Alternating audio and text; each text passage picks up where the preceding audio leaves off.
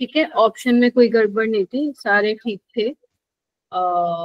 बाकी आज हम शाम को डिस्कस करेंगे, तो ठीक है, उसको देखेंगे कहाँ पे आप लोगों ने गलती की, कहाँ पे क्या। ठीक है, चलिए ठीक है बच्चों, स्टार्ट करते हैं क्वांटम नंबर से मेरा बेटा।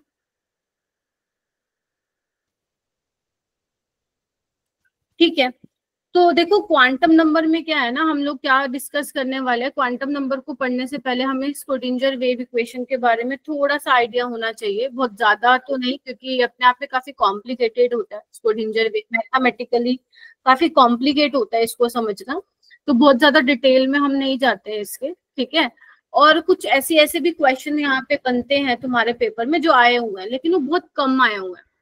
ठीक है, सो अभी तो आज वाली क्लास में तो वो डेफिनेटली मैं नहीं करा रही हूँ, बट अगर हमें आगे टाइम मिलता है तो बिल्कुल करेंगे। लेकिन मैं आपको एक चीज ये बताना चाहती हूँ, जब आप जेई के लिए प्रिपेयर कर रहे होते हैं या उसका कोई आप टेस्ट लगा रहे होते हैं, ठीक है, मॉक टेस्ट दे रहे होते हैं, चैप्टर टेस्ट दे रहे होते हैं, आपको ये भी पता होना चाहिए कि आपको कौन से क्वेश्चन को छोड़ के आगे बढ़ना है।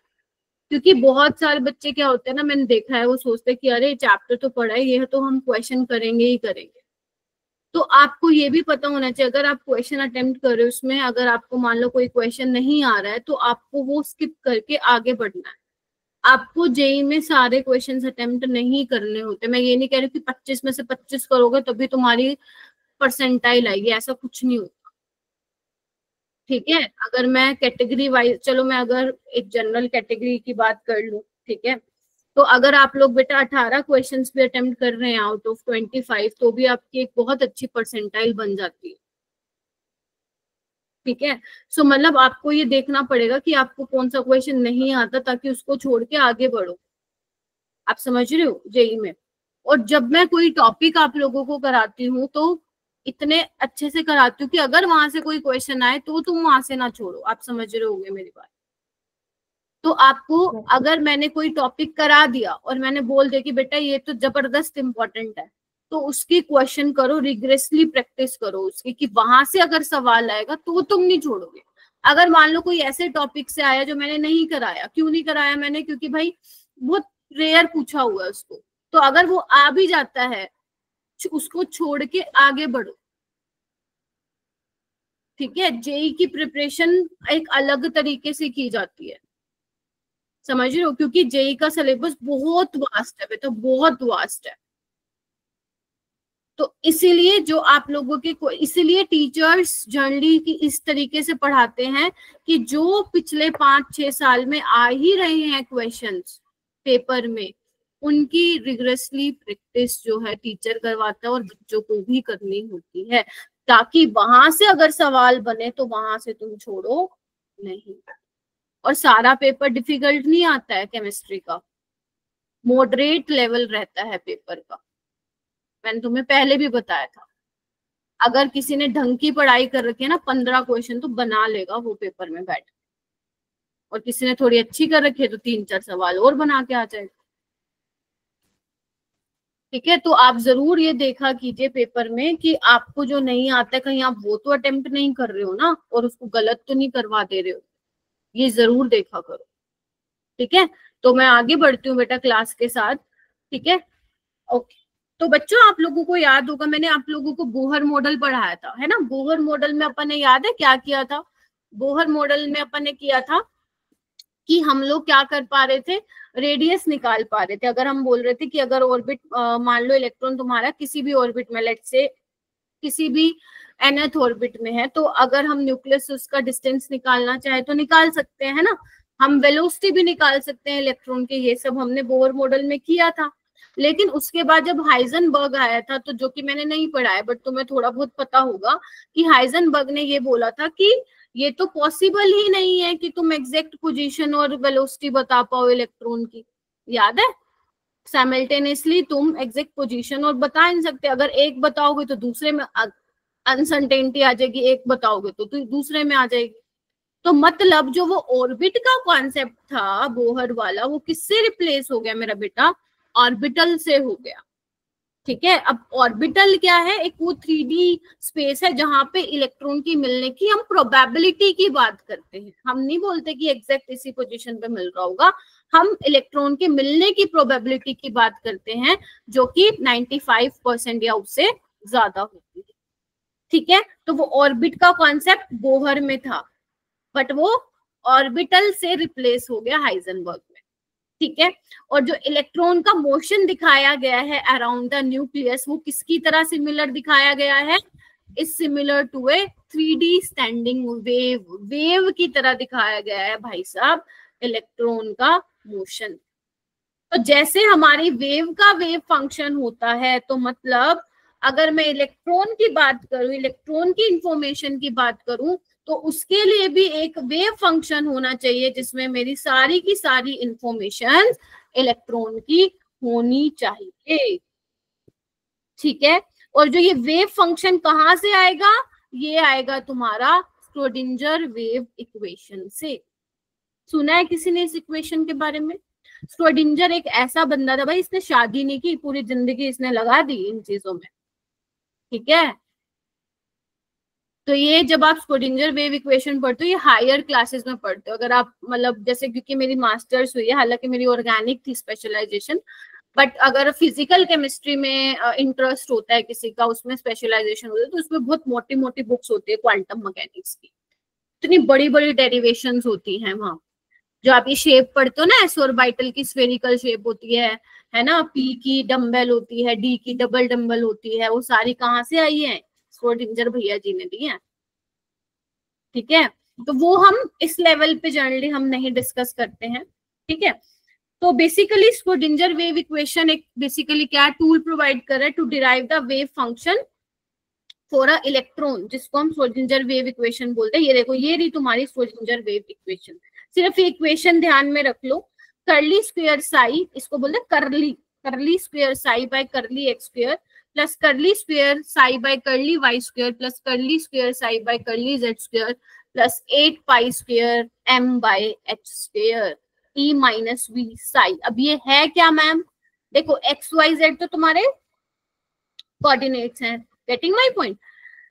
अब किसकी बात कर रही हूँ, इलेक्ट्रॉन की, तो m क्या होगा, मास ऑफ इलेक्ट्रॉन, h क्या है, प्लैंक्स कांस्टेंट, E क्या होगी, टोटल एनर्जी इलेक्ट्रॉन, V क्या होगा, पोटेंशियल एनर्जी ऑफ इलेक्ट्रॉन, और साई क्या है, इलेक्ट्रॉन का वेव फंक्शन।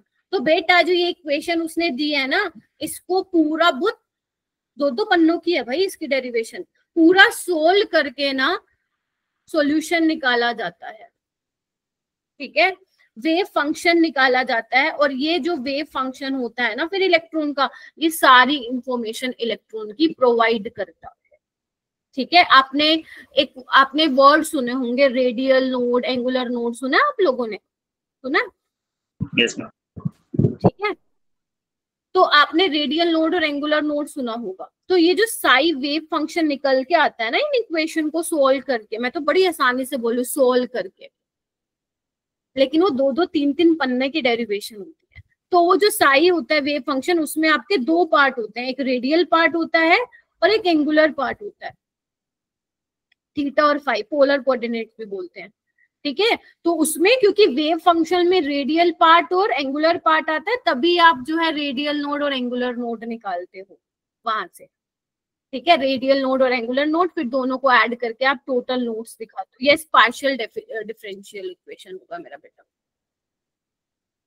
ओके, ठीक है मैम, ये साई के बाजू में इसका स्क्वायर है, कहाँ है साई के बाजू? अच्छा, ये डबल डेरिवेटिव, डबल डेरिवेटिव मान लो, एक बार करते हो ना तुम डिफरेंशिएशन करते हो एक बार, फिर उसके बाद दूसरा डिफरेंशिएशन करते हो, तो ये डबल डेरिवेटिव को दिखा रहा है।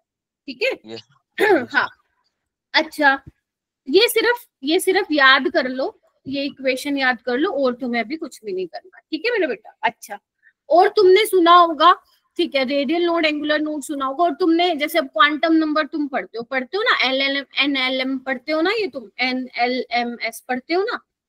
Yes ma'am. तो ये तुम पढ़ते हो प्रिंसिपल को, अरे बड़ा मस्त टॉपिक है, प्रिंसिपल क्वांटम नंबर पढ़ते हो, एजीमुथल क्वांटम नंबर पढ़ते हो, मैग्नेटिक क्वांटम नंबर पढ़ते हो। तो ये N और L और M की वैल्यूज होती है ना, ये भी स्क्रोडिंजर वेव इक्वेशन से निकाली जाती है। उस इक्वेशन को देख के हम बता सकते हैं कि n की वैल्यू ये होगी, l की वैल्यू ये होगी, m की वैल्यू ये होगी। स्पिन क्वांटम नंबर हम श्रोडिंगर वेव इक्वेशन से डिराइव नहीं कर पाते हैं, ये नहीं कर पाते, लेकिन हाँ ये तीनों की वैल्यू हमें पता चल जाती है उस इक्वेशन की हेल्प से, जो पूरा वो सॉल्यूशन निकल के आता है। ठीक है, तो मैंने ये तुम्हें क्यों बताया, ताकि क्वांटम नंबर थोड़ा बता पाऊं कि कहाँ से आती हैं ये चीजें। That's it. ये इक्वेशन याद करना मेरे को तो नहीं लगता मुश्किल है क्या? मुश्किल है बताओ? मेरे को नहीं लग रहा। Curly square psi by curly तो बना लोगे ना तुम, curly square psi by curly x square, बस यही लिखना है तुम्हें, याद तो करना पड़ेगा। मान लो पेपर में आ गया, बताओ भाई इसमें से कौन सी श्रोडिंगर वेव इक्वेशन है, फिर ऐसे थोड़ी ना बैठोगे अरे ये क्या था, ये तो पढ़ा ही नहीं। ठीक है, उसके बाद आता है मेरा बेटा, अभी जब मैंने बोला कि set of 4 numbers is required to define electron completely in an atom, मतलब अगर तुम्हें इलेक्ट्रॉन के घर का पता लगाना है तो तुम्हें 4 क्वांटम नंबर की रिक्वायरमेंट होगी। कौन कौन सी? N, L, M, S, principal quantum number, azimuthal quantum number, magnetic quantum number और स्पिन क्वांटम नंबर। ये तीनों श्रोडिंगर वेव इक्वेशन से डिराइव किए जाते हैं। ये नहीं, हमें इसके बारे में नहीं पता चलता है श्रोडिंगर वेव इक्वेशन से, क्योंकि जो वो वेव फंक्शन का जो बन के आता है इक्वेशन, वहां पे इसकी इंफॉर्मेशन नहीं होती है, इन तीनों की ही इंफॉर्मेशन होती है। जैसे मान लो मेरे को किसी का भी लेट से लक्ष्य के घर का पता लगाना है ना, तो तुम एक बार बताओ, अगर तुम्हें नहीं पता वो कहाँ रहता है, तो सबसे पहली चीज तुम क्या पता करोगे कि वो कौन सी कंट्री में रहता है। यस और नो? इंडिया में रहता है, अमेरिका में रहता है, कहाँ रहता है, ये पता करोगे कि नहीं करोगे? फिर कंट्री से जाओगे, सिटी का पता करोगे कि भाई साहब इंडिया में रहता है, इंडिया में फिर देखोगे तुम दिल्ली में रहता है ना। फिर सिटी से तुम किस में जाओगे, तुम कौन सी कॉलोनी में रहता है, वो तो तुम अपनी तरफ से कुछ भी लिख सकते हो। फिर कॉलोनी से मैं क्या आऊंगी, भाई कौन से क्या हाउस नंबर है उसका। तो यानी कि मेरे को ये चीजें पता करनी पड़ेंगी ना, तब जाके मैं उस तक पहुंचूंगी कि वो पढ़ रहा है, सो रहा है, क्या कर रहा है, खा रहा है, क्या कर रहा है।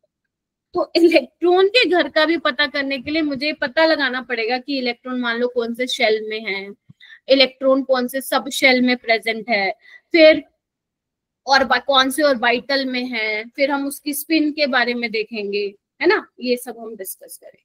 ठीक है, अमन अभी आया ना क्लास में, बोलो।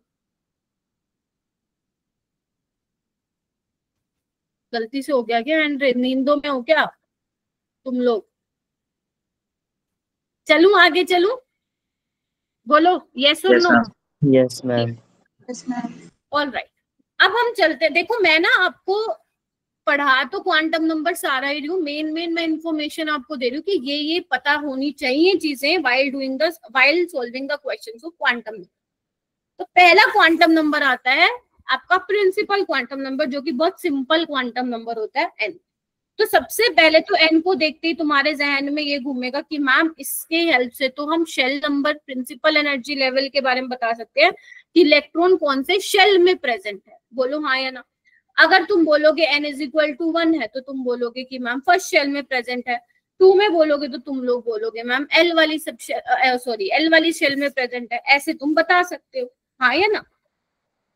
उसके अलावा और क्या बताता है, ये एनर्जी भी बताता है ना। It determines to a large extent the energy of electron. याद है एनर्जी का फॉर्मूला मैंने बताया था, -13.6 Z² बाय n स्क्वायर। अगर तुम्हें n की वैल्यू पता हो, क्या तुम एनर्जी नहीं निकाल सकते? बिल्कुल निकाल सकते हो। क्या तुम डिस्टेंस नहीं निकाल सकते? हाँ मैम निकाल सकते हैं, 0.529 n स्क्वायर बाय z। अगर हमें n की वैल्यू पता हो तो इससे ये भी हम चीजें निकाल सकते हैं। बोलो हाँ या ना। ठीक है, और क्या निकाल सकते हो प्रिंसिपल क्वांटम नंबर से? क्या तुम ऑर्बिटर एंगुलर मोमेंटम के बारे में बता सकते हो? ऑर्बिट एंगुलर मोमेंटम, हाँ मैम बता सकते हैं। क्या पढ़ा था बोहर मॉडल में, याद ma/2π। Very good. क्या तुम्हें एन की वैल्यू पता है तो तुम निकाल सकते हो। यही तो पढ़ा था, क्योंकि वो ऑर्बिट के, मैं फिर बोल रही हूँ ऑर्बिटल मत बोलना इसको, ऑर्बिट वाला कॉन्सेप्ट पढ़ के आए तुम Bohr model. Getting my point. और क्या बता सकते हो? लिखते जाओ, चीजें लिखते जाओ ताकि तुम्हारी एक जगह लिखी हो। अगर मैं तुम्हें बोलूं बेटा मैक्सिमम नंबर ऑफ इलेक्ट्रॉन्स बताने हैं फॉर अ गिवन शेल, मान लो तुम्हें n की वैल्यू दे रखी है, तो मैक्सिमम नंबर ऑफ इलेक्ट्रॉन क्या होंगे? 2n²। Yes ma'am. अगर मान लो तुम्हें मैक्सिमम नंबर ऑफ ऑर्बिटल बताने, हालांकि भी मैंने ऑर्बिटल बताया नहीं बट लिख लो, और तुम्हें n की वैल्यू दे रखी है for a given value of n, तो क्या होगा, n स्क्वायर होता है उसका फॉर्मूला। और अगर तुम्हें मान लो नंबर ऑफ सबशेल बतानी है इन द मेन एनर्जी लेवल,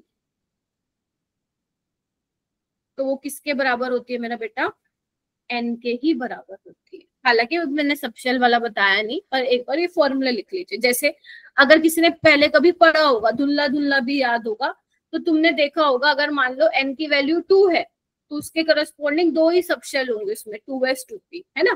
3 है तो 3s 3p 3d, 4 है तो 4s 4p 4d 4f, ठीक है। तो number of subshell in the main energy level is equal to n। लिख लिया ये सब, बोलो। Yes ma'am. बहुत ही बढ़िया, ठीक है।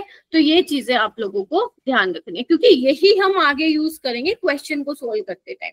दिखने में तो अभी जो मैं जितना मैं कराऊंगी वो सिंपल सा दिख रहा होगा तुम्हें, बट क्वेश्चन कैसे आते हैं वो हमें फिर आगे चल के देखना, ठीक है। उसके बाद आती है एजिमुथल क्वांटम नंबर, इसको हम सब्सिडियरी क्वांटम नंबर भी बोलते हैं, ऑर्बिटल एंगुलर क्वांटम नंबर भी बोलते हैं, ठीक है।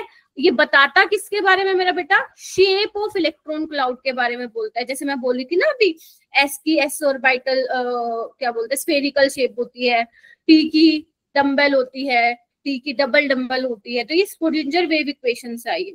तो जिसमें जो ये एल है एजिमुथल क्वांटम नंबर, वो शेप बताता है, और उसके अलावा ये भी बताता है कि सबशेल कितनी है शेल में, क्योंकि पहले आपने पता लगाया कि इलेक्ट्रॉन कौन से शेल में है, अब तुम दिखा रहे हो, बता रहे हो कि कौन सी सबशेल में प्रेजेंट है।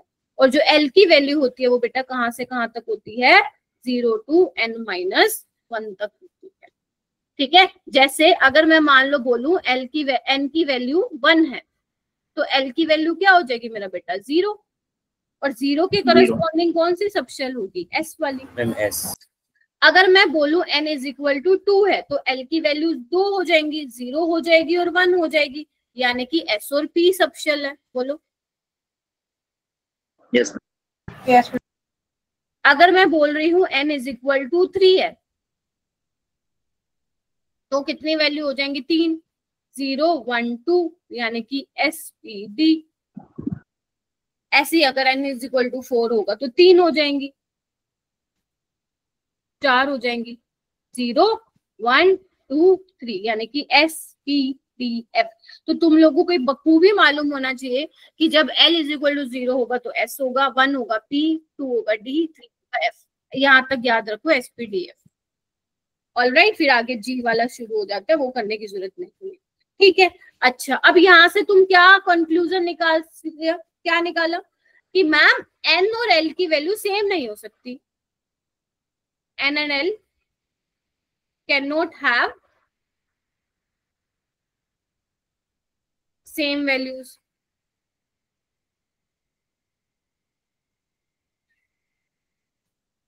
है ना बात, देख लो, अगर n इज इक्वल टू 2 है तो L की कितनी है, 0 और 1 है। Are you getting my point? Confuse मत होना कि मैम n भी तो 2 है, L भी तो 2 है। n अगर 2 है तो L की वैल्यू है क्या 2? नहीं है।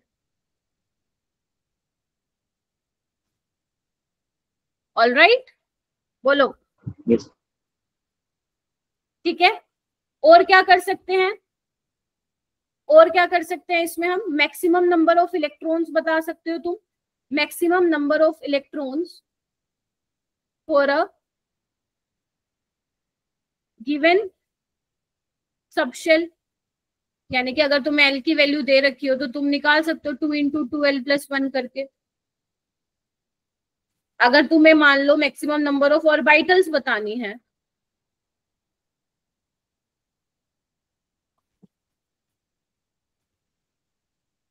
तो तुम कौन सा फॉर्मूला यूज करोगे, 2L प्लस, रख के देख लो जिसको ऑर्बिटल के बारे में थोड़ा पता है। अगर L0 होगा तो क्या आएगा, ऑर्बिटल एक ही होगी, और L0 के लिए क्या होता है, S होता है, और S में तुम लोगों को अगर पढ़ा होगा तो एक ऑर्बिटल होती है। हाँ यस। उसके अलावा और क्या बता सकते हो मेरा बेटा, आप ऑर्बिटल एंगुलर मोमेंटम के बारे में बताते हो, ऑर्बिटल एंगुलर मोमेंटम के बारे में बता सकते हो यहाँ से। कैसे, क्या फॉर्मूला होता है, L into L plus 1 H by 2 H by 2 अब ये H बाय 2 को कई बुक्स H कट भी लिख देते, तो कंफ्यूज नहीं होना है। और L तुम्हें पता ही है क्या है, L क्या है, एजिमुथल क्वांटम नंबर। बोलो क्या कहते हो? yes, तो अगर मान लो, सोना नहीं है बच्चों, सोना नहीं है, ये इतना इंपॉर्टेंट टॉपिक है ना। मैंने अभी जो क्वेश्चंस लिए, मैंने टोटल 15 सवाल लिए हैं, और वो 15 सवाल मेरे 25 और 24 में ही कवर हो गए। अभी तो मैं 2023 पे गई ही नहीं, आप समझ रहे हो? तो इतने सारे क्वेश्चन है इस टॉपिक से। तो अगर मैं बोलूं मेरा बेटा एस वाले के लिए, एस ऑर्बिटल के लिए ऑर्बिटल एंगुलर मोमेंटम क्या होने वाला है, तो तुम बता सकते हो 0 इंटू 0 प्लस 1, एल की वैल्यू 0 होगी, तो यहाँ पे क्या होगा 0। अगर मैं बोलूं बेटा पी के लिए निकाल दो ऑर्बिटल एंगुलर मोमेंटम, तो पी के लिए एल की वैल्यू क्या होती है 1, तो ये क्या हो जाएगा √2h कट। अगर मैं बोलूं मेरा बेटा डी के लिए, तो डी के लिए एल की वैल्यू क्या होती है 2, तो यानी कि कितना हो जाएगा √6h कट। बोलो हाँ या ना। yes, यहाँ से तुम्हें एक क्या चीज पता चल रही है, यहाँ से तुम्हें एक ये चीज पता चल रही है कि ऑर्बिटल एंगुलर मोमेंटम डिपेंड नहीं कर रहा है वैल्यू ऑफ एन। बोलो हाँ या ना, कर रहा है क्या? अगर मैं तुम्हें मान लो बोल रही हूँ 2s 3s 4s 5s 6s 7s, सबका ऑर्बिटल एंगुलर मोमेंटम कितना आएगा? बोलो बोलो, सोना नहीं है, 0 आएगा। yes, अगर मैं बोल रही हूँ 2p 3p 4p 5p 6p 7p, इतना ही आएगा, क्योंकि देख लो ना फॉर्मूले में एन की वैल्यू है ही नहीं, मतलब एन है ही नहीं, तो खाए का डिपेंड करेगा, नहीं करेगा। सोचो समझो। yes, पीरबक्स ठीक है, एबीडी, गुंजन, yes, ma'am, पलक, yes, ma'am, बहुत बढ़िया, काश, जतिन, यस मैम, बहुत बढ़िया। ठीक है, ये चीजें आपको पढ़नी है एजिमुथल में। जो जो चीजें मान लो आगे क्वेश्चन में आएंगी, वहां क्वेश्चन में बताती जाऊंगी, वैसे कवर हो चुका है। उसके बाद आता है मैग्नेटिक क्वांटम नंबर, जिसको हम ऐसे दिखाते हैं एमएल। एमएल ये क्या बताता है हमें? ये हमें बताता है tells about the orientation of electron. इसके बारे में बताता है ओरिएंटेशन ऑफ इलेक्ट्रॉन के बारे में। जैसे मान लो अभी तुम्हें ये पता चला कि इलेक्ट्रॉन कौन सी शेल में प्रेजेंट है, फिर तुम्हें पता चला वो कौन सी सब शेल में, मान लो लेट से इलेक्ट्रॉन 3rd वाली शेल में है, तो कौन सी सब शेल में हो सकता है? वो 3s में हो सकता है, 3s में हो सकता है, 3p में हो सकता है, 3d में हो सकता है। ये क्या बताता है हमें? ये हमें ओरिएंटेशन ऑफ इलेक्ट्रॉन बताता है, और इससे हम ऑर्बिटल का पता लगा सकते हैं। ठीक है, ओरिएंटेशन का मतलब क्या हुआ? जैसे अभी मैं बताऊंगी तुम्हें, जो ml की वैल्यूज होती हैं वो बेटा कहाँ से कहाँ होती हैं? -L2 प्लस L होती है, इंक्लूडिंग 0, इंक्लूडिंग 0। ओरिएंटेशन का मतलब क्या होता है? जैसे मान लो तुमने सुना होगा P की 3 होती है, PX PY PZ, तो P वाली कौन सी डायरेक्शन में X, तो उसका ओरिएंटेशन बता रहा है ना, PY PZ DXY DYZ DZX। Alright, जैसे मान लो L की वैल्यू मैं कह रही हूँ बेटा 0 है, तो ML की वैल्यू कितनी होगी बताओ? 0। और L की वैल्यू 0 के लिए, L की वैल्यू 0 के लिए ऑर्बिटल कितना होगा? 12 प्लस 1, यही निकालते हो? yes, ma'am, ठीक है, तो L की वैल्यू 0 के लिए आपके पास क्या होगा? एक ही ऑर्बिटल होने वाला है, और उसकी वैल्यू कितनी है? 0, और जिसको आप क्या नाम दे रहे हो? s orbital. बोलो। yes, और अगर मैं बोल रही हूँ L की वैल्यू 1 है, तो ML की कितनी वैल्यूज है मेरा बेटा? 3, -1 0 प्लस 1। और L इज इक्वल टू 1 के लिए क्या होता है? P होता है। हाँ ma'am, yes, ma'am, P subshell है, तो 3 ऑर्बिटल जिनकी वैल्यू -1 0 प्लस 1। और इसमें आप लोग ध्यान रखना, जो ये PX PY PZ है, PZ की तो वैल्यू याद रखना, ML की वैल्यू 0 होगी, लेकिन PX और PY की डिफाइन नहीं होती है, उसकी +-1 कुछ भी हो सकती है। अगर PX की +1 है तो PY की बाय डिफॉल्ट -1 हो जाएगी, और पीवाई की अगर -1 है तो बाय डिफॉल्ट पीएक्स की क्या हो जाएगी, +1 हो जाएगी। तुम पीजेड की बता सकते हो, पीएक्स पीवाई की नहीं बता पाओगे कि +1 है या -1। ठीक है जी। अच्छा, L इज इक्वल टू 2 के लिए ML की वैल्यू 5 होंगी, -2, -1, 0, +1, +2, और L इज इक्वल टू 2 के लिए क्या होती है, D वाली होती है। तो D में कितनी ऑर्बिटल है, 5, जिनकी वैल्यूज ये हैं। कौन कौन सी होती है मेरा बेटा, dxy, dx square dash y square, है ना, dyz, dzx और dz स्क्वायर। अब dz स्क्वायर की वैल्यू ध्यान रखना 0 होती है, dx square y dx square dash y square की वैल्यू +-2 होती है। अगर एक की 2 है तो दूसरे की -2 होगी, और dyz और dzx की क्या होगी मेरा बेटा, +-1 होगी। अगर एक की +1 है तो दूसरे की क्या होगी, -1, एंड वाइसा वर्सा। बोलो, ठीक है, बोलो। Yes ma'am. ठीक है, ये चीजें तो मेरे बेटा आप लोगों को ये बिल्कुल वो बोलते हैं ना कि ये तो पता ही होना चाहिए, इसके बिना तो काम चलेगा ही नहीं है वो चीज। ठीक है, एफ की देखो, जैसे एफ की 7 वैल्यूज हो जाएंगी, फिर -3, -2, -1, 0, 1, 2, 3। ठीक है, तो जी तक वो नहीं जाते, ज्यादातर एफ तक। और आपको याद होगा, याद क्या होगा, अभी तो मैंने पढ़ाया भी नहीं, जब डी एंड एफ लोग पढ़ाऊंगी तो आप एफ लोग एलिमेंट्स पढ़ते हो, तो ज्यादातर चीजें जो है एफ तक पूछी जाती है, क्योंकि डी के बाद आगे जाती जाती है ना चीजें, तो कॉम्प्लिकेटेड होती जाती है। ठीक है, अभी मैं दिखाऊंगी एफ लोग एलिमेंट्स में चीजें कैसे कॉम्प्लिकेटेड हो जाती है। ठीक है, चलिए, ये लिख लिया सबने, सबने पक्का लिख लिया ना, कंफर्म करिए। Yes ma'am. चलिए चलिए मैम, यहाँ तक पहुंचते पहुंचते हमें ऑर्बिटल के बारे में पता चल गया, यानी कि ऑर्बिटल तक जाते जाते हमें 3 क्वांटम नंबर की रिक्वायरमेंट होगी। कौन कौन सी, N, L और M। ठीक है, ऑलराइट। और फिर लास्ट में आता है हमारा स्पिन क्वांटम नंबर, ये बेसिकली स्पिन, इलेक्ट्रॉन की स्पिन को डिस्क्राइब करता है। अब अगर हम बोलते हैं कि अगर मान लो इलेक्ट्रॉन जो है घूम रहा है अपने एक्सिस के अराउंड, या तो वो अगर क्लॉकवाइज घूम रहा है तो हम बोलते हैं +½ वैल्यू है उसकी, और एंटी क्लॉकवाइज घूम रहा है तो -½ है, ये हम बोल देते हैं। ठीक है, और अगर आपने सुना हो, वैसे भी मैं आगे बताऊंगी, सुना हो तो एक ऑर्बिटल में मैक्सिमम 2 ही इलेक्ट्रॉन आ पाते हैं। अगर एक की स्पिन +½ है तो दूसरे की कितनी होनी चाहिए, -½ ठीक है, अगर एक की -½ है तो बाय डिफॉल्ट दूसरी +½ हो जाएगी, अपोजिट स्पिन की होनी चाहिए। तो बेसिकली ये स्पिन क्वांटम नंबर बताता है, और यहां से अपन स्पिन एंगुलर मोमेंटम भी निकाल सकते हैं। ये शायद ना पढ़ा हो तुम लोगों ने, क्योंकि टीचर भी जनरली नहीं पढ़ाता है। क्यों, क्योंकि ना इसमें टर्म यूज होती है, मैं भी बताती हूँ। तो स्पिन एंगुलर मोमेंटम आप इस वाले फॉर्मूले से निकालते हो, s × s+1 से, h/2π। अब ये s क्या होता है मेरा बेटा, s यहाँ पे क्या होता है आपका, वही है स्पिन क्वांटम नंबर, ये बराबर होता है n/2 के। और n क्या होता है यहाँ पे, नंबर ऑफ अनपेयर्ड इलेक्ट्रॉन। और ये सिखाया जाता है जनरली, वैसे आ तो जाता है एटॉमिक स्ट्रक्चर में, बट इसको सिखाया जाता है पी ब्लॉक एलिमेंट्स और कोऑर्डिनेशन कंपाउंड्स में। हो सकता है बच्चों को यहाँ पे अनपेयर्ड इलेक्ट्रॉन नहीं निकालने आते। अनपेयर्ड इलेक्ट्रॉन का मतलब होता है जिसका जो सिंगल सिंगल, अगर जोड़ियां बन जाती है तो हम बोल देते हैं पेयरिंग हो गई है। जैसे सोडियम की तुमने देखा होगा, लास्ट इलेक्ट्रॉन 3s1 में आता है ना, होते कितने हैं, 2, लेकिन यहाँ पे 1 है, तो कितने अनपेयर्ड इलेक्ट्रॉन है, 1। तो ऐसे करके हम बोलते हैं। वैसे इसको कहाँ बताया जाता है, वैसे ज्यादा वहां पे आपके डीएनएफ लोक एलिमेंट्स में। तो अगर किसी को पता है नंबर ऑफ अनपेयर्ड इलेक्ट्रॉन क्या होते हैं तो बहुत अच्छी बात है, अगर किसी को नहीं पता है तो भी कोई बात नहीं।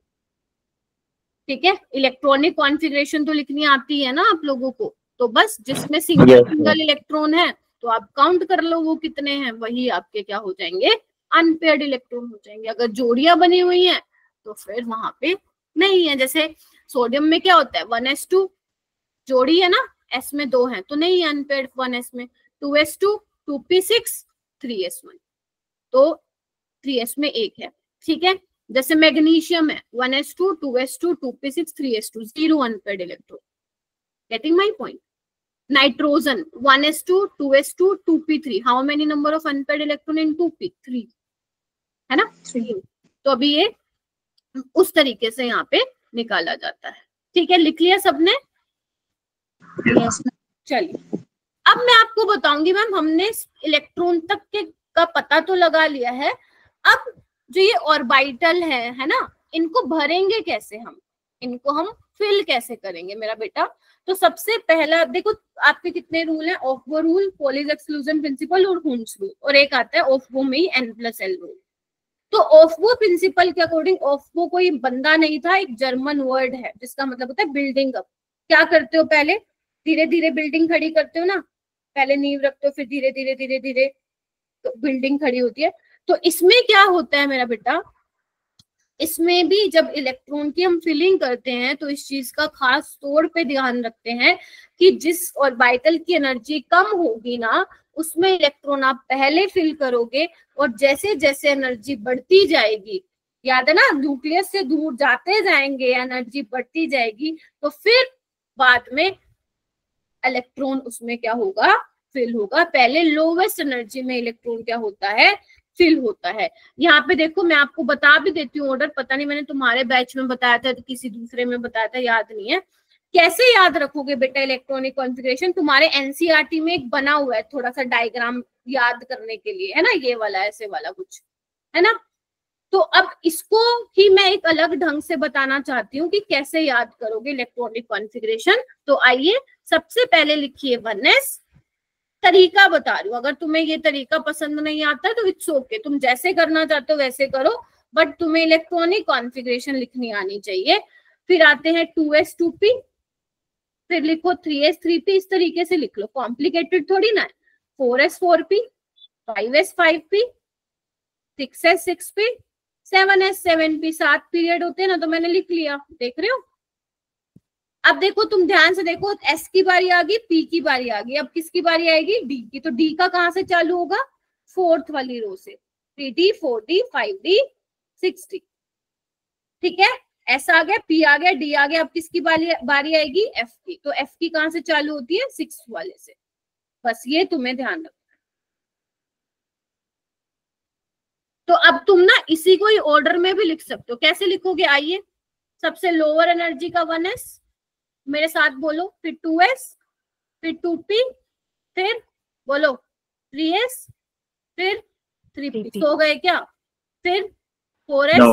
3d 4p, फिर 5s 5s 4d 5d, फिर 6s 6x 4f 5d 5d 6p। हो गया, देख लो, बन गई बात। तो बस इस तरीके से तुम एनर्जी का लिख सकते हो यहाँ पे ऑर्डर। अब इस हिसाब से क्या करोगे, तुम इलेक्ट्रॉन की फिलिंग वहां पे करते जाओगे, तो ये ऑर्डर रहता है, ठीक है। अच्छा जी, लिख लिया ये, ऑलराइट। अब मैम यहाँ पे 4s की क्यों कम है 3d से, are you getting my point. तुम सोचोगे मैम 3 तो पहले आता है 4 बाद में होता है, तो 4 को तो आगे जाना चाहिए था, है ना, n की वैल्यू ज्यादा है। लेकिन ये आप किसके बेसिस पे बताते हो, ये आप n+l रूल के हिसाब से बताते हो।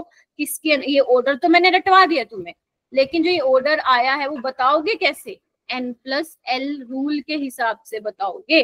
वो कह रहे हैं जिस सबशेल, जो सबशेल, जैसे मान लो मैं ले रही हूँ लेट्स से 4s और 3d, जिस सबशेल की n+l की वैल्यू कम है वही पहले क्या होगा, फिल होगा। जैसे इसकी n+l की वैल्यू क्या है मेरा बेटा, n की वैल्यू 4 और l की वैल्यू 0, और इसकी क्या है 4 3 + 2 यानी कि 5।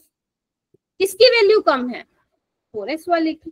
तो 4s की एनर्जी क्या होगी बेटा, 3d से कम होगी। यस और नो, Yes, ma'am. Yes. अगर मैं बोल रही हूँ बेटा दो सबशेल है जिनकी n+l की वैल्यू बराबर हो जाती है, जैसे इसकी देखो 4 + 1 5, इसकी 3 + 2 5, अब क्या करें मैडम, अब क्या करें, अब हम जाएंगे n की वैल्यू पे। जिसकी n की वैल्यू बड़ी होगी उसकी एनर्जी भी ज्यादा होगी, जिसकी n की वैल्यू छोटी होगी उसकी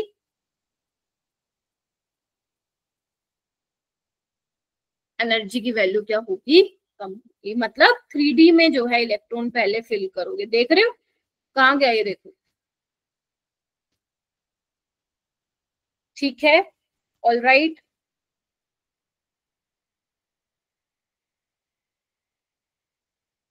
मैम ये 7p तक इनफ है।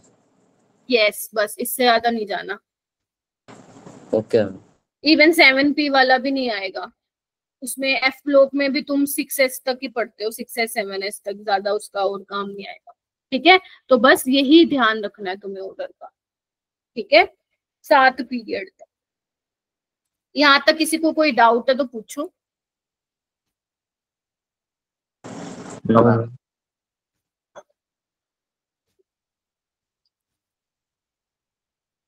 बहुत बढ़िया। आइए, उसके बाद आपका एक रूल आता है, हुन्स रूल। हुन्स रूल क्या कहता है? ये तो बुक की लैंग्वेज है, अब सुनो मैं क्या बता रही हूँ। बच्चों तुमने ना डीजनरेट ऑर्बिटल सुनी होंगी या नहीं सुनी होंगी, तो आज सुनो। डीजनरेट ऑर्बिटल्स ये क्या होती हैं? ये वो ऑर्बिटल्स होती हैं, those orbitals having same energy, जिनकी एनर्जी क्या होती है मेरा बेटा? सेम होती है। जैसे पी की 3 है ना, p x p y p z, तो ये डीजनरेट है। डी की कितनी होती है? 5 होती है, तो डी की 5 क्या होंगी? डीजनरेट होंगी। ठीक है, जब तक इलेक्ट्रिक फील्ड और मैग्नेटिक फील्ड अप्लाई नहीं करोगे, इनकी एनर्जी बेसिकली क्या रहती है? सेम रहती है। तो मेरा बेटा हुन्स रूल के अकॉर्डिंग ये है कि अगर आप इलेक्ट्रॉन की फिलिंग कर रहे हो ना डीजनरेट ऑर्बिटल में, तो सबसे पहले आप क्या करोगे? सिंगल सिंगल इलेक्ट्रॉन फिल करोगे विद पैरेलल स्पिन। ठीक है, अगर फिर उसके बाद पेयरिंग करना चालू करोगे। क्या बोला? पहले सिंगल सिंगल इलेक्ट्रॉन फिल करोगे, फिर पेयरिंग करोगे। जैसे यहाँ पे मान लो D5 है, तो पहले 5 ऐसे भरोगे। मान लो D6 है, फिर पेयरिंग करोगे। 7 है, पेयरिंग 8 9। तो पहले आपको क्या करना है? सिंगल सिंगल इलेक्ट्रॉन फिल करना है, फिर पेयरिंग करवानी है। क्लियर है? ठीक है, अच्छा। और जो आपके हाफ फिल्ड और फुल्ली फिल्ड होती हैं, जैसे मान लो P3 हो गया, P6 हो गया, D5 हो गया, D10 हो गया, F7 हो गया, F14 हो गया, ये वाली जो कॉन्फ़िगरेशन होती है, ये क्या होती हैं? फुल्ली फिल्ड है। और ये फुल्ली फिल्ड और हाफ फिल्ड वाली स्टेबल कॉन्फ़िगरेशन आपकी। ऑलराइट, बोलो। Yes ma'am. लेकिन एक चीज है जो बहुत इंपॉर्टेंट है और जो मैं भूल गई बताना, वो ये है कि जो ये ऑर्डर मैंने लिखवाया है ना, ये किसके लिए है?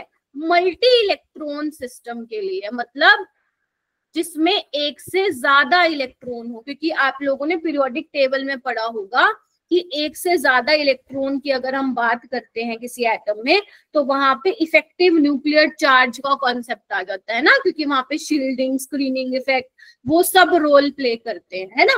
तो फिर वहां पे एनर्जी का ऑर्डर जो है इस तरीके से लड़खड़ाता भी है। लेकिन अगर मैं बात करूं बेटा for single electron system, single electron में कौन हो जाएगा? हाइड्रोजन या हाइड्रोजन लाइक पार्टिकल। तो उस केस में बेटा N+L रूल को आप फॉलो नहीं करते हो। वहां पे सिर्फ N की वैल्यू पे डिपेंड करता है एनर्जी का। जैसे नहीं बताती थी मैं, N की वैल्यू बढ़ती जाएगी, एनर्जी भी बढ़ती जाएगी। तो 1s के बाद 2s आएगा, 2s 2p की एनर्जी सेम होती है, क्योंकि एक ही इलेक्ट्रॉन होता है ना। तो effective nuclear charge, screening effect, shielding effect, ये तो है ही नहीं कोई लोचा। फिर 3 वाले आ जाएंगे, ये बहुत इंपॉर्टेंट चीज बता रही हूँ। फिर 4 वाले आ जाएंगे। बोलो क्या कहते हो?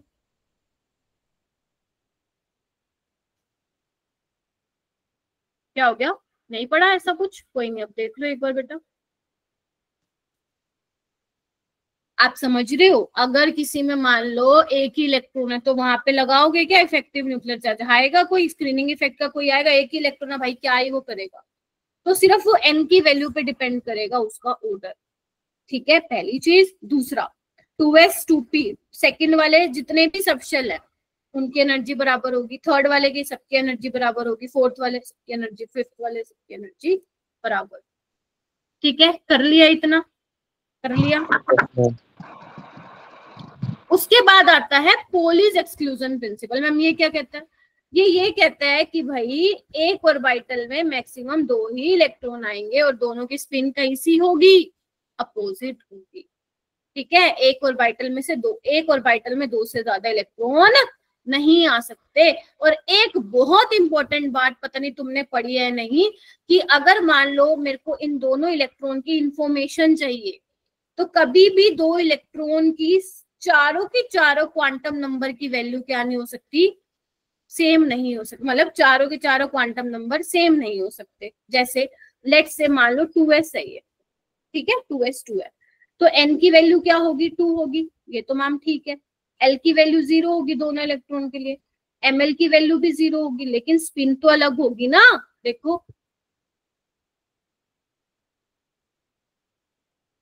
क्या कहते हो, तो एक ऑर्बिटल में दो से ज्यादा इलेक्ट्रॉन नहीं आ सकते। अगर क्यों नहीं आ सकते, बिकॉज 3 क्वांटम नंबर, बेशक 3 क्वांटम नंबर हो जाए सेम, लेकिन चौथा तो पक्का डिफरेंट होगा ही होगा। That is spin must be in opposite direction. Clear है? तो ये प्रिंसिपल था पोलिस एक्सक्लूजन प्रिंसिपल। हो गया, ओप्पो रूल हो गया, हुंस रूल हो गया, पोलिस हो गया, n+l रूल हो गया, है ना, NLMS, जो इंपॉर्टेंट चीजें थी, राइट। हंस रूल एक्सप्लेन कर दो क्या? हुंस रूल क्या कहता था मेरा बेटा, जैसे मान लो नाइट्रोजन है, नाइट्रोजन का क्या होता है कॉन्फ़िगरेशन, 1s2 2s2 2p3। अब एक बात बताओ पीबक, अगर मान लो मुझे 2p में इलेक्ट्रॉन फिल करने हैं, ठीक है, 1s में तो ऐसे आ जाएगा, 2s में ऐसे आ जाएगा, 2p3 में क्या होगा, p वाली डीजेनरेट है, तो पहले एक एक इलेक्ट्रॉन फिल करना है। ऐसे नहीं तुम कर सकते कि मैम मैं तो ऐसे कर दूंगा, ठीक है, और तुम ऐसे भी नहीं कर सकते, ये दोनों गलत हो जाएंगे, समझ रहे हो। तो पहले सिंगल सिंगल इलेक्ट्रॉन भरोगे with parallel spin, parallel spin मतलब समझ रहे हो, एक ही स्पिन के, फिर पेयरिंग करना चालू करोगे। जैसे ऑक्सीजन में क्या होता है, 1s2 2s2 2p4 होता है, तो क्या करोगे, फिर यहाँ पे 3 इलेक्ट्रॉन भर दिए ना सिंगल सिंगल, फिर पेयरिंग करना चालू करो। 2p5 है, फिर इलेक्ट्रॉन की पेयरिंग करना चालू करो। 6 है, फिर पेयरिंग करना चालू। क्लियर है? Yes, ma'am. चलिए Yes, ma'am. Yes, ma'am. आगे चलते हैं। उसके बाद ये छोटी सी एक चीज देख लो, शेप ऑफ ऑर्बिटल, जो कि आपको एजीमुथल क्वांटम नंबर भी बता रहा है, उसकी ओरिएंटेशन आपको दिख रही है। तो ये आपका एस ऑर्बिटल है, जो कि स्फेरिकल है, सिमेट्रिकल है, नॉन डायरेक्शनल होता है। स्फेरिकल का मतलब, सिमेट्रिकल क्या मतलब है, देखो ये जो आपको ग्रीन ग्रीन दिखाई दे रहा है, ये क्या दिखाई दे रहा है, यहाँ पे इलेक्ट्रॉन के मिलने की प्रोबेबिलिटी मैक्सिमम है, यानी कि एस ऑर्बिटल स्फेरिकल होता है, यानी कि एस ऑर्बिटल में हर जगह कहीं ना कहीं मिलने की, इलेक्ट्रॉन के मिलने की क्या होती है, संभावना होती है, प्रोबेबिलिटी होती है। ठीक है, डायरेक्शनल इन नेचर नहीं होते हैं कि किसी एक पर्टिकुलर डायरेक्शन में ज्यादा इलेक्ट्रॉन डेंसिटी है। जबकि पी वाले में क्या है, देखो ना, px py pz दिख रहा है तुम लोगों को, एक्सिस के ऊपर लोब्स हैं, दिख रहा है, तो इसको हम बोलते हैं along the axis electron density है। इसको हम एक्सियल ऑर्बिटल भी बोलते हैं। देख रहे हो ना, ये देखो, ये जो रेड कलर का तुम्हें दिखाई दे रहा है, इसका मतलब यहाँ पे इलेक्ट्रॉन के मिलने की प्रोबेबिलिटी ज्यादा है, यहाँ पे नहीं है, यहाँ पे नहीं है। और उनको हम नोड भी बोलते हैं, जहाँ पे इलेक्ट्रॉन के मिलने की प्रोबेबिलिटी नहीं होती। ये देखो यहाँ पे है वाई डायरेक्शन में, ये देखो यहाँ पे, और अगर मैं पीजेड ले लूं तो यहाँ है प्रोबेबिलिटी। बोलो हाँ या ना। Yes, ma'am. Yes, ma'am. ठीक है, ऐसे ही तुम्हारी डी की 5 होती है, कौन कौन सी होती है, नजर मारो। डी एक्स वाई का मतलब क्या, देखो एक्स वाई एक्सिस के बीचों बीच है, और लोब्स देखो, ये जो लोब्स हैं दिख रहा है सबको, एक्स वाई प्लेन में देखो, मतलब electron density x y plane में देखने को मिलेगी तुम्हें, जेड वाले प्लेन में देखने को नहीं मिलेगी। तो ये ग्रीन रेड कलर क्या इंडिकेट कर रहे हैं कि यहाँ पे इलेक्ट्रॉन की मिलने की प्रोबेबिलिटी ज्यादा है, यहाँ पे नहीं है, यहाँ पे नहीं है। ठीक है, ऐसी d y z d x z. तो एक चीज तुम लोगों को मैं नोटिस करवा पा रही हूँ क्या, कि जो d x y d y z और डी जेड एक्स है, इसमें जो लोब्स हैं वो क्या है, इन बिटवीन द एक्सिस बने हुए हैं, एक्सिस के बीचों बीच है, देखो एक्स वाई जेड एक्सिस के बीच में, कौन एक्सियल ऑर्बिटल भी बोलते हैं। और जो ये दोनों है, इधर आओ नजर मारो, ये दोनों देखो एक्सिस के ऊपर है, देखो एक्स एक्सिस वाई एक्सिस के ऊपर दिख रहा है, और ये देखो dz², ये जो डोनट शेप होती है बेसिकली, ये रिंग बना रखे बीच में, ये देखो z एक्सिस के अलोंग है, तो इनको हम बोलते हैं अलोंग द एक्सिस जो है इलेक्ट्रॉन डेंसिटी है, और इसको हम एक्सियल ऑर्बिटल भी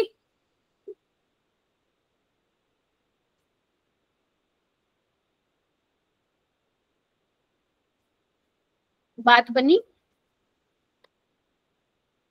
ये तो बात हो गई जो मैंने तुम्हें थ्योरी बताई है कि क्या क्या चीजों की तुम्हें रिक्वायरमेंट होगी while solving the questions of quantum number. अब मैं तुम्हें ये दिखाऊंगी कि क्वेश्चन आते कैसे हैं। ऑलराइट, कि सवाल आते कैसे हैं। तो आर यू रेडी?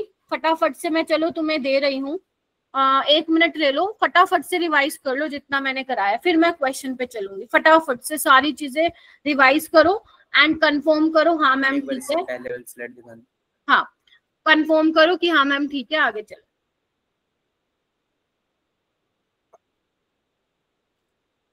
वैसे मैं इसके 15 क्वेश्चन, ग्रीन एंड जो रेड कलर है वो डिफरेंट चीजें कर रहे हैं। देखो ये तो सिर्फ कलर को डिफरेंशिएट करने के लिए वो ग्रीन कलर है, एक्चुअल में ग्रीन कलर की इलेक्ट्रॉन डेंसिटी नहीं होती है ना, ये सिर्फ डिफरेंशिएट करने के लिए है, ठीक है। वो कलरफुल बुक में से मैंने उठाया ना, तो इस वजह से उन्होंने वैसे दिखा रखा था। हाँ ये ध्यान रखना, जो एक कलर है वो क्या रिप्रेजेंट कर रहा है कि यहाँ पे इलेक्ट्रॉन के मिलने की प्रोबेबिलिटी मैक्सिमम है, ठीक है। चलिए जल्दी से रिवाइज कर लीजिए मेरा बेटा, मैंने 15 सवाल लिए हैं। 15 सवाल अगर हमारे हो जाते हैं तो ठीक है, वरना कुछ मैं तुम्हें होमवर्क में दे दूंगी और एक अलग से डीपीपी शेयर कर दूंगी, ठीक है। चलिए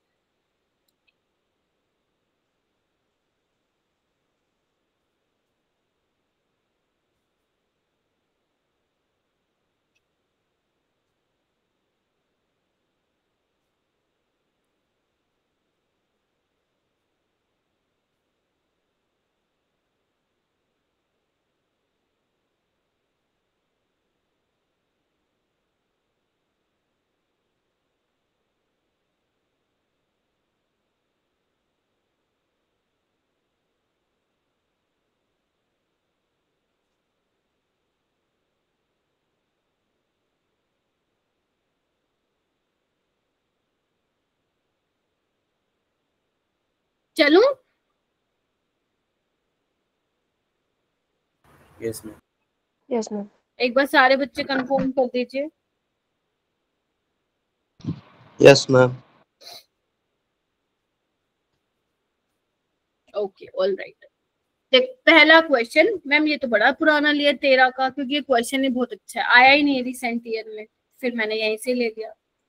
क्वेश्चन को देखो है क्या, आइए ध्यान से देखना। आपको ये 2 चीजें दे रखी हैं, ठीक है, किसी भी इलेक्ट्रॉन की ये वैल्यू दे रखी है क्वांटम नंबर की, तो बोल रहे हैं मैक्सिमम नंबर ऑफ इलेक्ट्रॉन्स जो होंगे कितने होंगे ए और बी। हाँ वैसे इलेक्ट्रॉन्स की मैंने क्या बताया था, फॉर्मूला क्या बताया था, अगर n की वैल्यू दे रखी हो तो मैंने बताया था 2n²। लेकिन वो यहाँ पे ना तुम फंस जाओगे अगर लगाओगे तो, क्योंकि देखो उन्होंने ना बाकी क्वांटम, अगर सिर्फ n की वैल्यू होती ना तो दिक्कत नहीं होती, तो लगा लेते, बट उसने अब ना कंडीशन भी दे दी है ना, तो यहाँ पे अब हमें देखना पड़ेगा। जैसे n = 5 है, तो एक बात बताओ n = 5 के लिए कितनी सबशेल होती है? 5।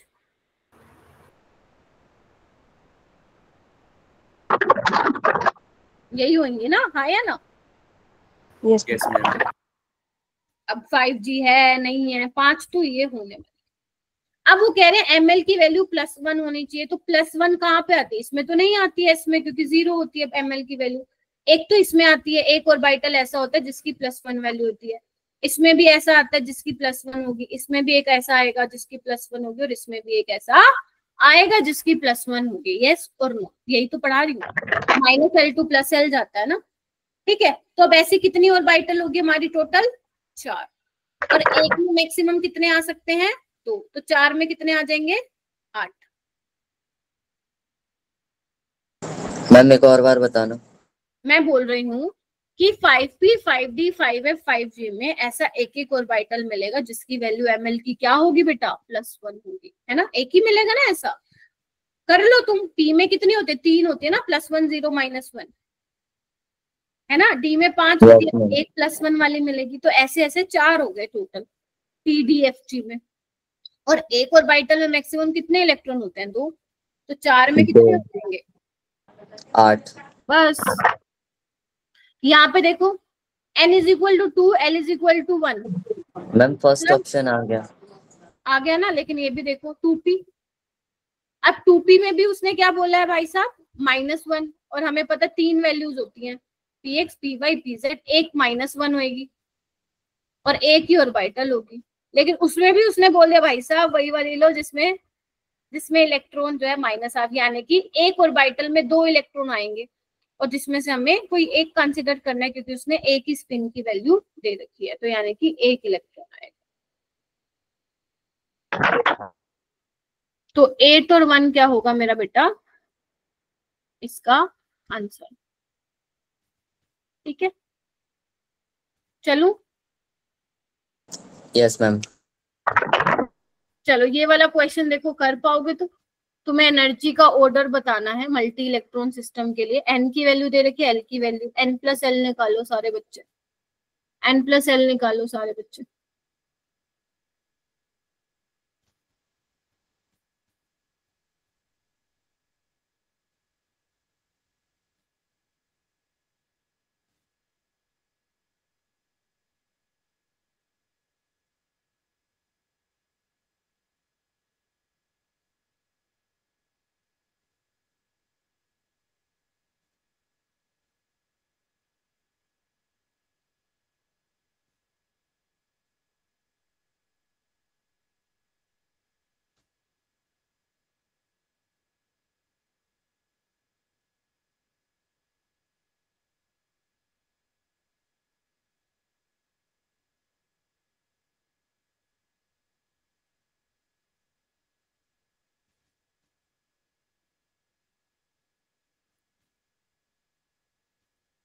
आ रहा है?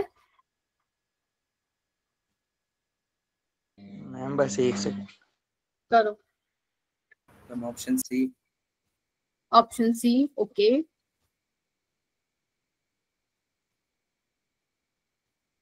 सी आ रहा है। ये फिरोजदीप कौर के नेम से किसने ज्वाइन किया हुआ है? मैम मैंने ज्वाइन किया है। आपका नेम बेटा? मैम फिरोजदीप कौर ही है। अच्छा अच्छा अच्छा, मैं फर्स्ट टाइम देख रही हूँ ना, ठीक। मैम सी ऑप्शन. सी आ गया। इसमें n+l की वैल्यू क्या होगी? 5। इसमें 6 4 5 4, तो सबसे ज्यादा तो 6 वाले की होगी, तो बी तो सबसे आगे लगाओ, तो ये हटा दीजिए। ठीक है, उसके बाद 5 वाली कौन सी है? ए वाली और डी वाली, यानी कि बी के बाद ए और डी वाली आएगी। ठीक है, ये दोनों तो सेम हो गया। सी और ई देखना पड़ेगा। यहाँ पे देखो 4 है, यहाँ पे 4 है, तो n इज इक्वल टू 3 वाले की कम होगी एनर्जी और ई वाले की उससे ज्यादा। तो on the basis of n+l rule you can solve this question. ये क्वेश्चन देखो, consider the ground state of chromium जिसका एटॉमिक नंबर तुम्हें गिवन है। How many electrons are with, जिसका एजिमुथल क्वांटम नंबर 1 और 2 रिस्पेक्टिवली होगा। क्वेश्चन समझ में आया? देखो एक बार, सबसे पहले तुम्हें इलेक्ट्रॉनिक कॉन्फ़िगरेशन लिखनी पड़ेगी बेटा क्रोमियम की। लिखना चालू करो सारे बच्चे।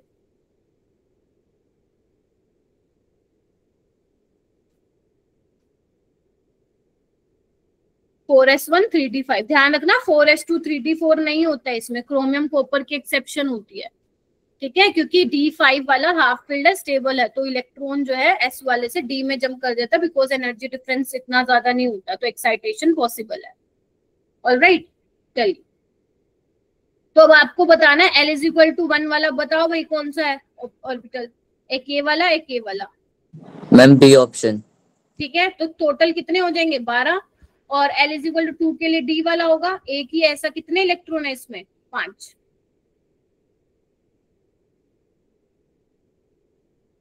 डी बोल रहे थे, बी बोल रहे थे? मैम बी बोला था, B. Second option.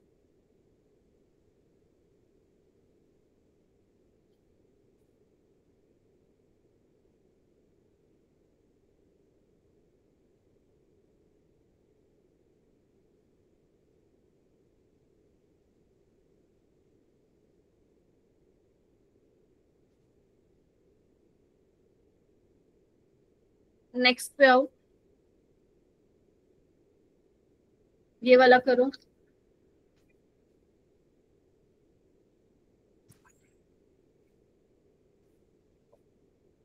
To S to P के लिए ऑर्बिटल एंगुलर मोमेंटम की क्या वैल्यू होगी?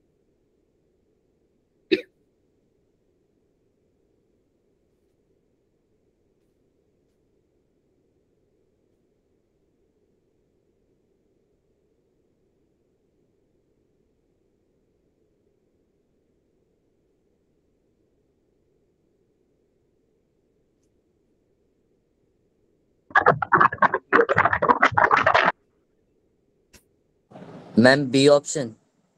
बी, किस किस का आ रहा है बी?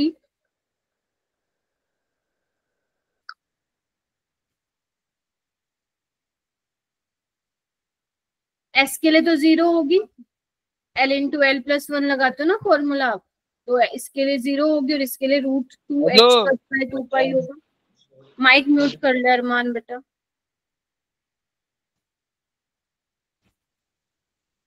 ठीक है, चलिए ये वाला क्वेश्चन करो।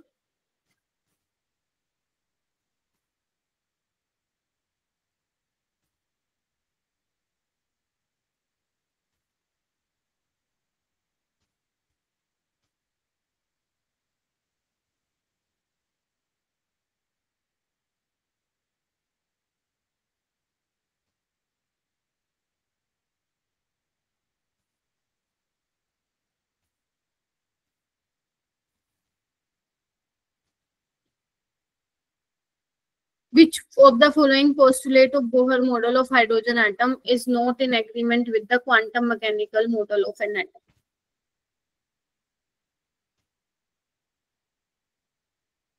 बताओ भाई। ए होगा, यस ए ही होगा। वो कह रहा है electron in H atom stationery state move in circle around the nucleus. नहीं, ऐसा थोड़ी ना, ठीक है, ऑलराइट। बोहर मॉडल के अकॉर्डिंग तो भाई हम रेडियस वेलोसिटी दोनों निकाल पा रहे थे, लेकिन ऑर्बिट का कॉन्सेप्ट रिप्लेस हो गया ऑर्बिटल से। ठीक है, बाकी सारी ठीक है, एनर्जी की फिक्स वैल्यू होती है, ठीक है, स्टेशनरी स्टेट में होता है तो इलेक्ट्रोमैग्नेटिक रेडिएशन को नहीं एमिट करता है, और जब ट्रांजिशन होती है higher state to lower state तो एमिट करता है रेडिएशन। बाकी सारी ठीक है बातें, ठीक है, लेकिन पहली वाली क्या है, वो नहीं मेल खाती है quantum mechanical model of atom से। ठीक है, चलिए ये वाला सवाल कीजिए मेरा बेटा, ध्यान से पढ़ना क्या पूछा है।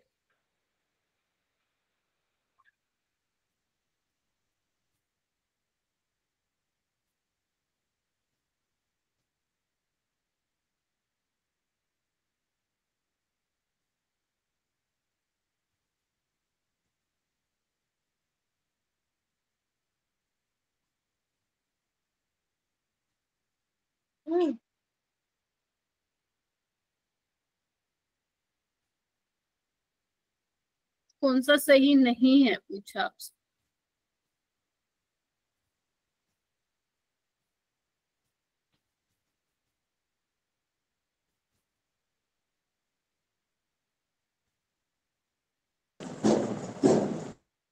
Ma'am A option. ए और बी, बी तो ठीक है ना हाइड्रोजन के लिए बेटा।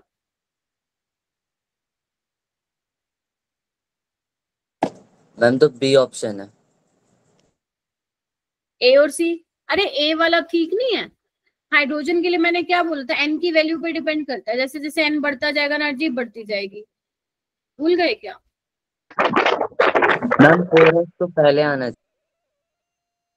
लेकिन वो मल्टी इलेक्ट्रॉन सिस्टम में आता है ना N+L रूल, ये मैंने क्या बताया था, हाइड्रोजन के केस में N+L रूल नहीं लगाने का। आप समझ रहे हो, उसमें एक ही इलेक्ट्रॉन है, तो यानी कि ये पहले वाला ऑर्डर भी क्या है अपना, करेक्ट है, राइट। ये वाला गलत है क्योंकि 2s 2p की एनर्जी में भी डिफरेंस बता रहा है, उनका तो बराबर होता है, तो ये गलत है। ये देखो 1s 2s 4s की नहीं आएगी, पहले 3d की आएगी, तो यानी कि सी और डी दोनों ही क्या है, इनकरेक्ट है। ठीक है, तो यहाँ पे गलती होने के चांसेस होते हैं, तो इसलिए थोड़ा सा ध्यान से कॉन्सेप्ट को पढ़ लेना। चलो ये वाला करो, इसमें मैं कॉम्बिनेशन बना देती हूँ।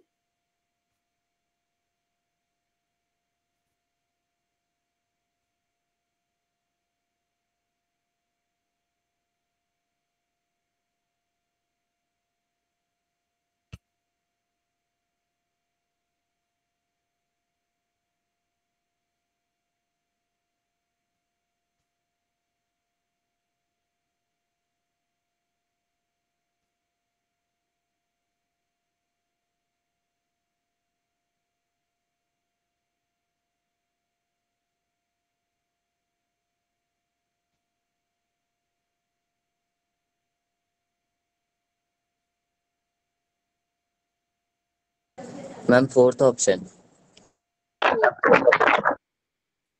देखो absence of magnetic field and electric field में क्या होता है ना, देखो मैग्नेटिक फील्ड और इलेक्ट्रिक फील्ड की प्रेजेंस में जो आपकी डीजेनरेसी वो ब्रेक हो जाती है। वैसे मैं कोऑर्डिनेशन में पढ़ाऊंगी जहाँ पे एक वर्ड आएगा लीगेंड, अभी तो नहीं, छोड़ो अभी उस वर्ड को। तो बेसिकली स्प्लिटिंग हो जाती है, डीजेनरेसी ब्रेक हो जाती है। बट अगर वो नहीं है तो एनर्जी सेम ही रहने वाली है। यहाँ पे देखो 1s 2s 2p 3t 3t, तो जो भी 3t वाले आपके ऑर्बिटल्स हैं वो क्या होंगे, डीजेनरेट होंगे, उनकी एनर्जी क्या होगी, सेम होगी in the absence of magnetic and electric. ठीक है, तो इसका डीजेनरेट एक बार और बता दो। डीजेनरेट मतलब जिन ऑर्बिटल्स की एनर्जी बराबर होती है, जैसे p में 3 ऑर्बिटल होती है ना, तो इन तीनों की एनर्जी सेम है। p में 5 होती है, पांचों की एनर्जी सेम है। f में 7 है, सातों की एनर्जी सेम, ये मतलब है। ये वाला करो बेटा।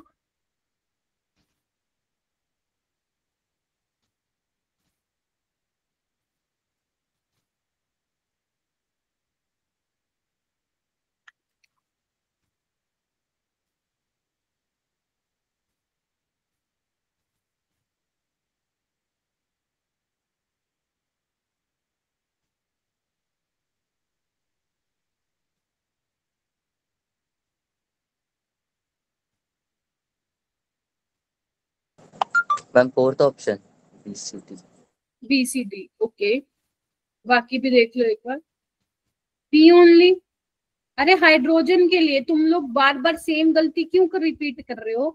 हाइड्रोजन एटम के लिए मैंने क्या बोला था, ठीक है, यहाँ पे 4 और 3 की बात हो रही है ना, तो 3 की जितनी भी होंगी उनकी एनर्जी तो सेम ही होगी, है ना, और फोर्थ वाले की एनर्जी उससे ज्यादा होगी, हाँ या ना।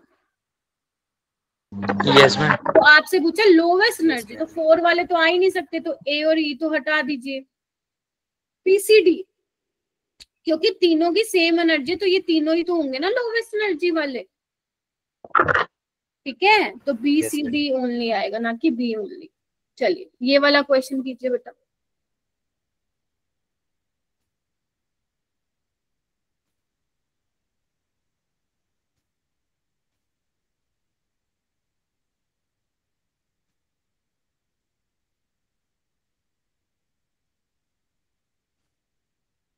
इस बार जो संडे को टेस्ट हो रहा है वो मेजर टेस्ट है, उसमें आपका केमिस्ट्री के इलेक्ट्रो सॉल्यूशन चैप्टर भी आएगा, एटॉमिक स्ट्रक्चर, पीरियोडिक टेबल और some basic concept of chemistry. Ma'am ये ऑफलाइन होगा? नहीं बेटा, अभी ऑफलाइन नहीं होगा, अभी आपका ऑनलाइन ही होगा फर्स्ट मेजर टेस्ट। ठीक है, तो अपनी धीरे धीरे अपनी प्रिपरेशन करना चालू कर दो, बर्डन लेके मत करो। जो जो आपको लग रहा है आपको आता है उसको रिवाइज करो, जो लग रहा है नहीं आता उसके क्वेश्चन लगा लो बस।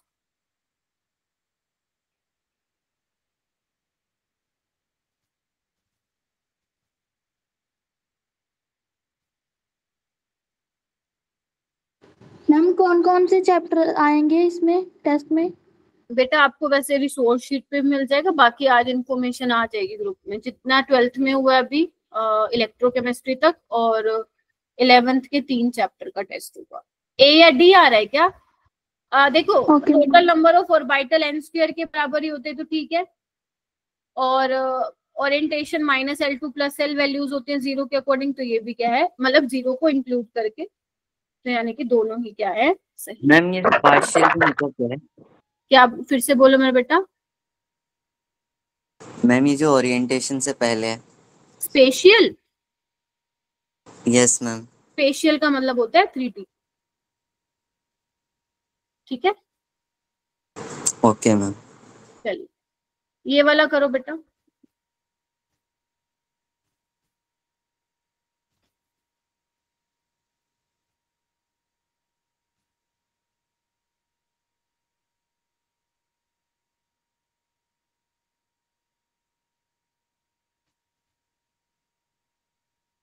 कल से केमिकल बॉन्डिंग चालू करेंगे, ठीक है, मतलब कल परसों जब भी अपनी क्लास। हाइब्रिडाइजेशन और VSEPR रहेगा तुम्हारा पहला टॉपिक।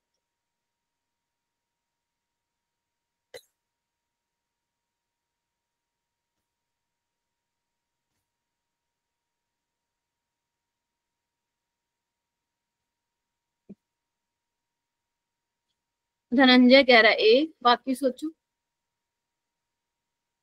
स्पेक्ट्रल लाइन ऑब्जर्व होगी क्या? ट्रांजिशन होगा क्या इनके बीच में? लाइन आएगी नहीं, क्योंकि दोनों की एनर्जी सेम एनर्जी लेवल है। Very good. और जब ट्रांजिशन होता है तो एनर्जी डिफरेंस होना होता है, याद है, बोलते हैं हम लोअर एनर्जी से higher energy, higher energy. Yes ma'am. ये दोनों डीजनरेट है। हाँ मैम, ठीक है। बाकी एक ये कर लो क्वेश्चन, बाकी घर कर लेना।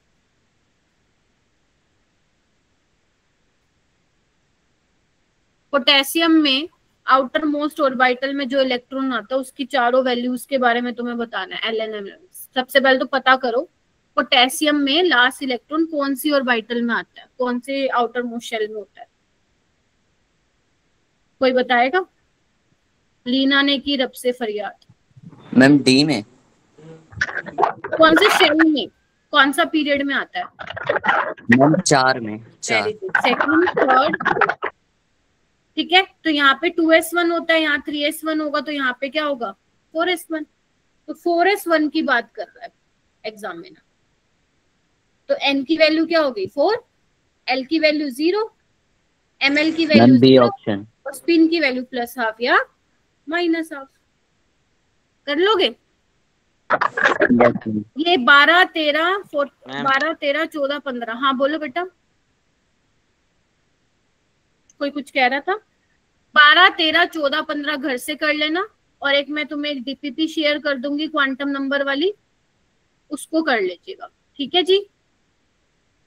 नेक्स्ट क्लास में टॉपिक विल बी हाइब्रिडाइजेशन और VSEPR, इनको साथ में पढ़ाऊंगी मैं, ठीक है, और ढेर सारे क्वेश्चन कराऊंगी, क्योंकि ये बिना क्वेश्चन के थ्योरी तो कुछ पल्ले ही नहीं, मतलब मजे वाली बात नहीं है फिर, ठीक है। ऑलराइट, शाम वाली क्लास में क्या करूंगी मैं? पेपर डिस्कशन करूंगी और टाइम